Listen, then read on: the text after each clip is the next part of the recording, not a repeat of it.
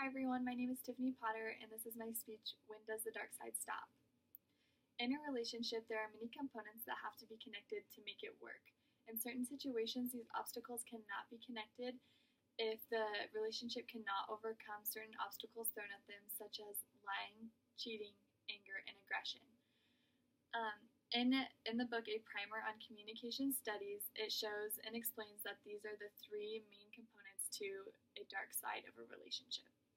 The act of telling a false statement or being untruthful is how the dictionary defines lying. In many studies, one person will tell a lie to another person to protect them, is what they say. But in many cases, it's pretty much just to not hurt their feelings. And the person being lied to, seeing it from their perspective, the story is probably pretty different.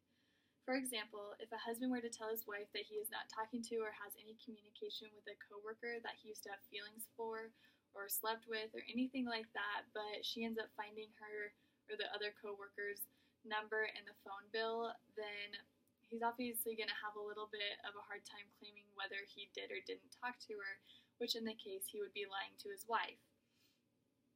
Which is a story told by Kepler and Gordon, page 491.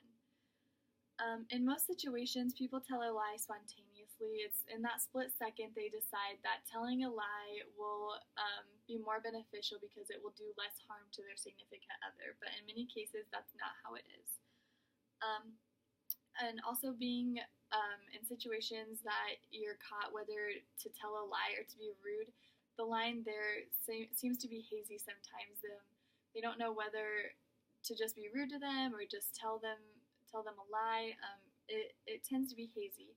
So I interviewed my friend Tanner Klein, and he told me a story about how he went to dinner with his girlfriend to her parents' place and met the parents and had a really good time. And at the end of the dinner, the dad said, "Hey Tanner, how was the food?" And Tanner obviously said, "Oh, it was great. It was delicious."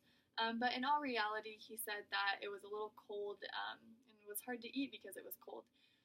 And so in that situation, he explained, I quote, "Someone will tell a little white lie before being rude to someone." And so it's not that Tanner wasn't trying to hurt the father's feelings. It was just that he was not being rude to him, which speaks a lot about a person's character to me. And so that line does tend to be hazy, but it's just something that people deal with. Next, after doing research on sexual and emotional cheating, I realized just how much cheating occurs in a relationship. A story told by Trajan and Thuin, 137. Nearly every second in Norway, a couple get a divorce, and the main cause of that is infidelity. But how do we define infidelity nowadays, especially with technology? The line there gets a little bit hazy too, especially when you bring in Facebook and Instagram and Twitter and webcams, Snapchat, pornography. There's so many other different things with technology that breaks the fine line whether it is cheating or not cheating. And so according to Robert Weiss, I quote, "Sexual infidelity is the breaking of trust that occurs when sexual secrets are kept from an intimate partner."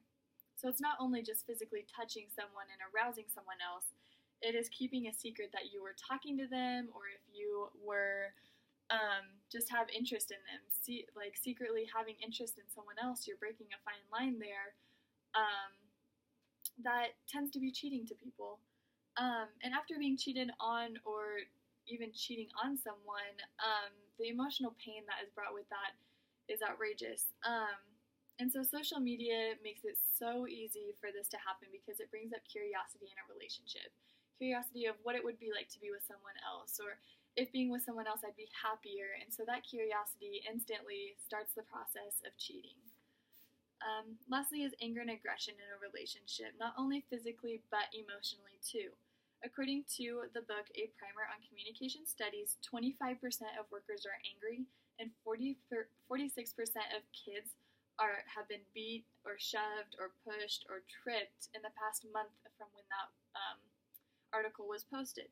So in my speech, I am going to specifically talk about intimate relationships and focus on violent resistance.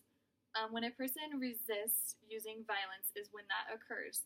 Statistics show it is usually the male that is hurting the female. And so, not always, I will say that it's not always, it can be vice versa, but in most cases it is the male that is violating or violent, who is being violent to the woman, excuse me. In many cases, this occurs because of past experiences. The father may have abused the kid or abused the wife, which is just how they were brought up in the world, and so that's all they know. Or even just the area, the environment that they grew up in can cause that in people. And so, as you can see, there are many situations where a relationship can fall apart, but not all dark sides of a relationship are dark, such as not being rude to someone.